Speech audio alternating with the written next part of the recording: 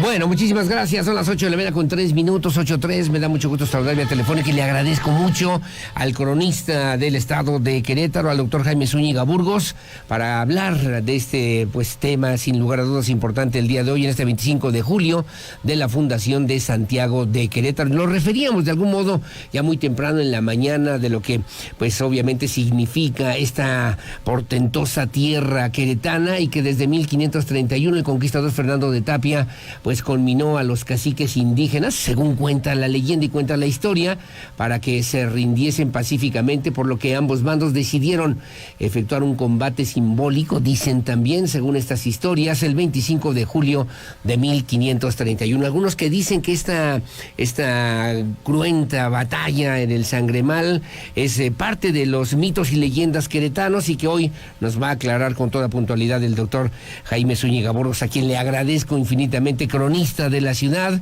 y de Preserva Querétaro, también en esta fundación que trabaja siempre para cuidar sobre todo el gran legado cultural histórico que tiene nuestro estado de Querétaro. Doctor Jaime Zúñiga, ¿cómo está? Buenos días. Mi estimado Aurelio, un placer saludarte. Como siempre, gracias, doctor. Gracias por tomar la llamada y platicar con la audiencia de Radar News en esta primera emisión. 1531, 25 de julio, la historia de Querétaro, que de repente la escuchamos de diferentes maneras. ¿Cuál es la historia que debemos entender y conocer hoy por hoy, doctor Jaime Zúñiga, de lo que realmente es esta historia de Querétaro, doctor? Sí, mira, vamos a buscar un poco de antecedentes. Con la llegada de los conquistadores en 1519 empieza un gran desplazamiento de la población ante el temor de la llegada de los extraños. Entonces, un indígena que tenía ya tratos con los habitantes, con los pobladores de esta zona que se llama La Cañada, buscando el lugar ideal para ocultar a su familia, se dirige y llega en 1521. Sí. Se establece aquí, su hijo Diego de Tapia en 1582 se lo relata a Ramos de Cárdenas y queda consignado como una crónica. El primer cronista viene a ser Diego de Tapia. Entonces, 1521, y transcurren 10 años, según el padre Isidro Félix Espinosa, cronista de la provincia de San Pedro y San Pablo de Michoacán, que fue el que llenó algunos vacíos históricos que había con su crónica.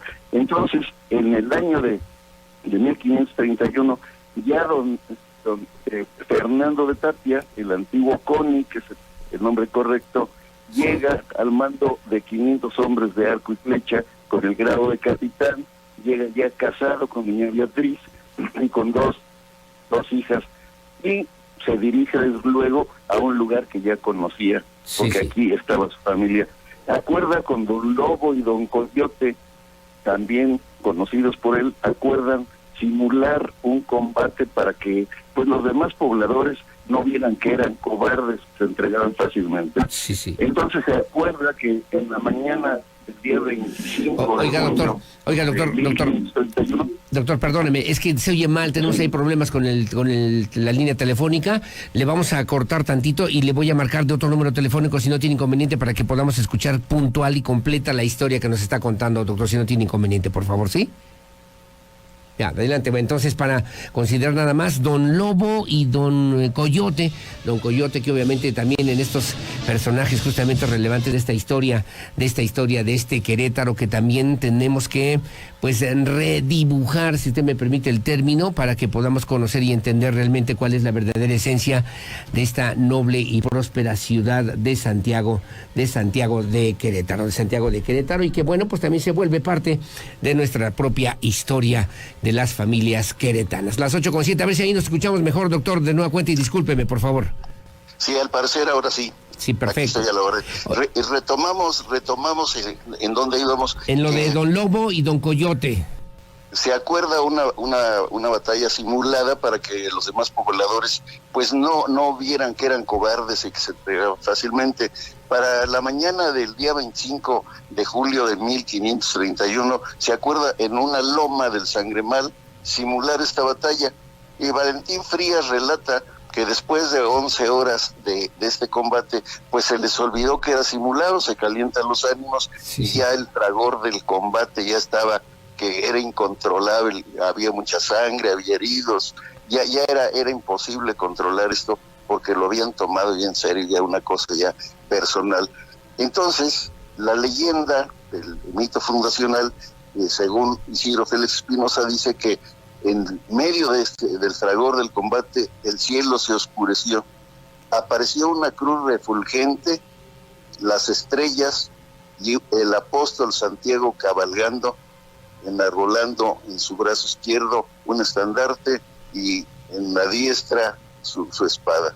Y hay que recordar que Santiago Matamoros era el patrono de las Españas, hacía poco que los había liberado de los moros, y aquí en Querétaro se estaba dando ya lo que consignaron después como la cuarta aparición del apóstol Santiago. Esta mítica batalla, esto que se relata por Isidro Félix Espinosa, pues durante mucho tiempo se tomó como un hecho real. Cuando llegan ya los historiadores, entonces ya con las técnicas modernas, la historiografía, documentos, pues nos lo dejan como el mito fundacional, como parte de nuestras tradiciones, porque la realidad había sido muy diferente. Aquí fue conquista y fundación, se fue dando de una forma gradual, desde la llegada de Coni a refugiarse con su familia en las cuevas de la Cañada, que fue el primer asentamiento, se puede decir, el inicio de Querétaro.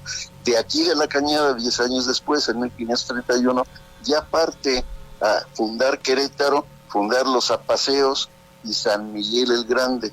Entonces quedó como el promotor, la figura principal, con Nicolás de San Luis Montañés, de pues lo que tenemos ahora la próspera ciudad de Querétaro. Sí, claro. Y en ese mismo mito fundacional, entonces, la batalla de Sangremal, en estas mismas versiones, pues tenemos que entenderla también como la representación de lo que pudo haber sido y no fue, doctor Jaime Zúñiga Burgos, o de lo que realmente era la verdadera esencia del queretano, que pues se había de algún modo pues sumado ya a lo que eran los intereses también de la colonia española.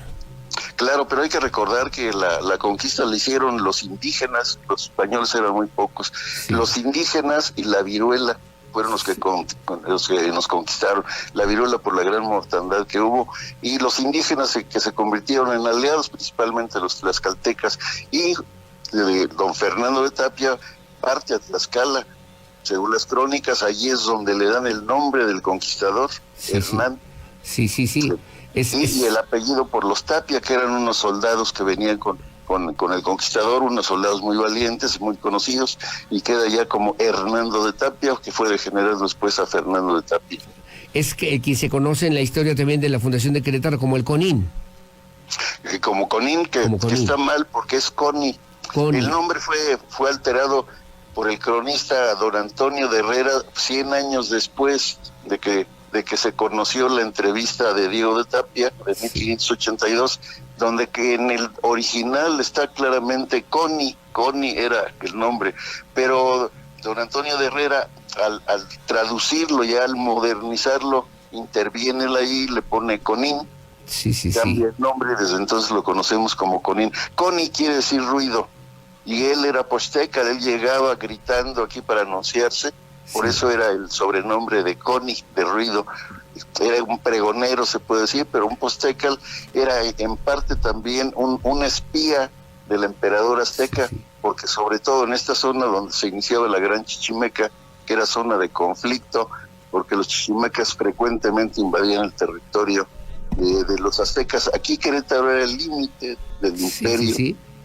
Sí, que entiendo yo también, incluso hubo presencia de aztecas en esta zona, y luego también me preguntaban en la mañana muy temprano, doctor, el nombre de Querétaro, que entiendo yo hay varias acepciones hacia lo que puede significar el juego de pelota, que también en la conquista era pues un tema muy común, muy frecuente, por lo menos en la región de Mesoamérica, el juego de pelota como un hecho significativo también de las culturas prehispánicas, doctor.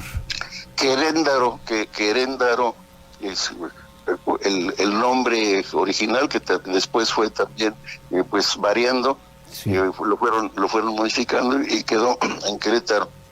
Es de origen purépecha.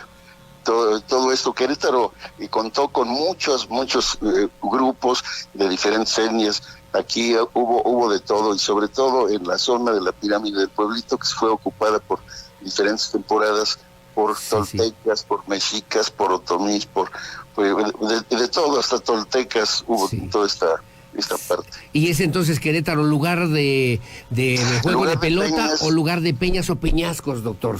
Lugar de peñas, peñascos o lugar donde se juega pelota, porque hay que recordar que aquí en Querétaro se funda la primera población en La Cañada, y La Cañada tiene 2 paredones, uno de cada lado, y hay un arco que pocas personas conocen. La gente de Hércules desde luego lo conoce, que se conoce como la Peña Agujerada. Es un arco natural grande que los pobladores veían como si fuera el arco donde pasaba el sol. El sol era la pelota, entonces era el gran juego de pelota. Y de ahí viene ya lo de Queréndaro, Namaxey, lugar de peñas. Todo esto fue con el paso del tiempo y fue degenerando hasta Querétaro. Y el Queréndaro pues se fue olvidando. Se fue olvidando. Que usted ha defendido también la hipótesis o la teoría de que el origen de Querétaro está justamente allí en La Cañada, en el municipio del Marqués, de donde usted también fue cronista, doctor. Así es, y sigo siendo cronista aquí del Marqués, y de eso están de acuerdo todos los cronistas, los historiadores, que el primer asentamiento fue más o menos donde está ahorita el fraccionamiento Carretas.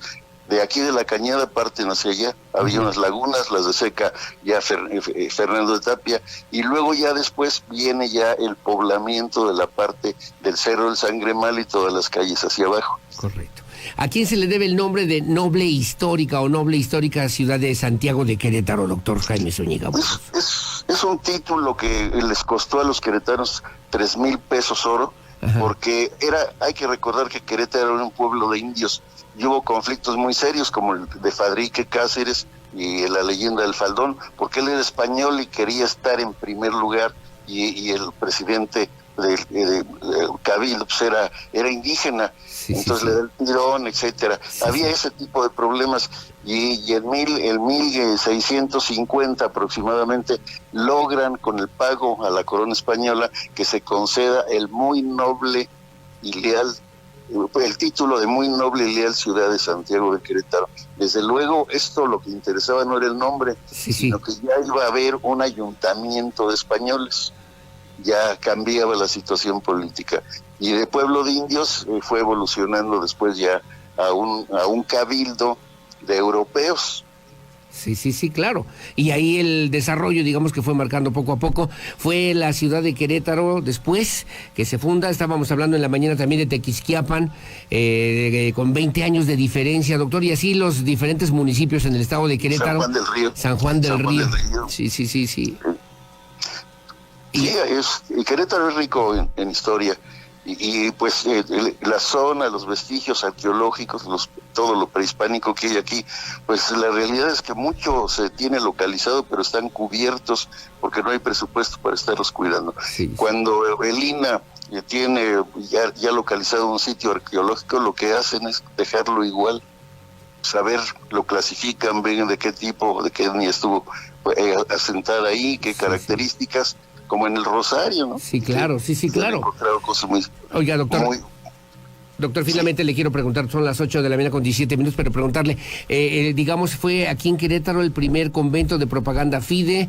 Entiendo yo que Junípero Serra también jugó una parte muy importante ya en el desarrollo de lo que hoy por hoy es Querétaro. ¿Qué papel jugó la Iglesia Católica y particularmente los franciscanos en el desarrollo de lo que fue también la fundación de Santiago de Querétaro, doctor?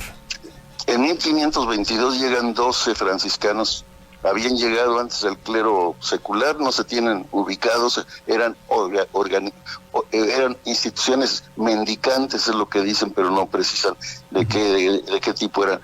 Pero en 1522 llegan los 12 franciscanos, y hay que recordar que los sacerdotes marchaban junto con los soldados, porque era una conquista tanto física como de las almas, bautizando, y empieza ya a ser fundamental, sobre todo los franciscanos, que fueron, se puede decir, los soldaditos de la conquista, de la evangelización. Y aquí don Jacobo Daciano, don Jacobo Rangel, 2 sacerdotes, son los que inician a bautizar a los indígenas. Incluso se dice que la primera misa se dijo en una enramada que había en el Cerro de Sangremal, improvisada, sí, donde los indígenas piden que les construyan una cruz como la que vieron en el cielo. Les hacen una de pino, no les gusta, y de ahí viene ya la situación hasta 1610, en que es el primer relato de un franciscano en el cual le atribuye milagros a una cruz de piedra que crecía, iba creciendo año con año, y que al estar muy cercana a los indígenas se convierte ya en un objeto de fe. Iban y la raspaban, sí, para, sí, con los polvos curarse. Entonces la quitan del alcance de los indígenas y ya le hacen una ermita, y ha ido evolucionando hasta ahora que está dentro del templo en la parte alta del presbiterio. Caray, doctor, qué historia también de Querétaro, y como siempre además con un gran conocimiento, con una gran sabiduría, 27 libros publicados, en un trabajo también muy cuidadoso, muy atento, que por cierto ya terminó uno más que está próximo a publicar, doctor Jaime Zúñiga Burgos. El número 48, mi estimado Aurelio, tengo 27, y 27 están catalogados en el catálogo mundial de escritores, que eso no lo inscribe uno si no hay personajes, sí, que andan viajando y ven qué hay, qué se está vendiendo. Sí. Entonces estos libros, para orgullo de los queretanos, están en el Capitolio, en Washington, están en Berlín, están en muchas bibliotecas del mundo, para que conozcan a Querétaro, nuestras historias, tradiciones, todo esto. Que estaremos al pendiente, como siempre, doctor. Le mando un abrazo, mi cariño, mi respeto siempre, mi admiración a su gran conocimiento, y ojalá que tengamos oportunidad de seguir conversando y platicando de esta historia de Querétaro, que sin duda es importante para todos, doctor. Cuando gustes, mi estimado Aurelio, un abrazo y felicidades, estamos de fiesta, Querétaro está de fiesta. Muchas gracias, doctor, que tenga buen día, muy amable. Gracias y buenos días. Gracias y buenos días. Es el doctor Jaime Zúñiga Burgos, es el cronista de Querétaro, que conoce la historia puntual de lo que es esta gran, noble, histórica, próspera, colonial, barroca. Veía yo además que, por cierto, en 1582, ¿no? Este pueblo que galantemente fue fundado en forma de un juego de ajedrez, como según ya era el trazo, que en el dicho de Juan Sánchez Alanís se convertía también en una ciudad de grandes espacios, de calles puestas en un buen concierto, y también siempre en orden. Una descripción que corresponde a la típica estructura colonial de la que también es característica la ciudad de Santiago de Querétaro. Bueno, pues ahí está parte de la historia, gracias al doctor Jaime Zúñiga Burgos, cronista del estado de Querétaro, y como siempre seguimos al pendiente con mucho más aquí en Radar News, primera emisión. Su opinión, siempre la más importante. ¿Para usted qué significa este Querétaro de hoy, que vivimos en este 2022, 491 aniversario? Estamos de fiesta, dijo el doctor Jaime Zúñiga Burgos, y claro que sí, por lo que hoy significa, por lo que hoy representa, por lo que hoy en Querétaro también podemos disfrutar, y por lo que hoy también social y también desde el punto de vista institucional, Querétaro representa un estado en paz, un estado en orden y un estado en un incansable progreso que también debemos valorar. 8:21 de la mañana. Hacemos la pausa, su opinión siempre la más importante, volvemos enseguida con más.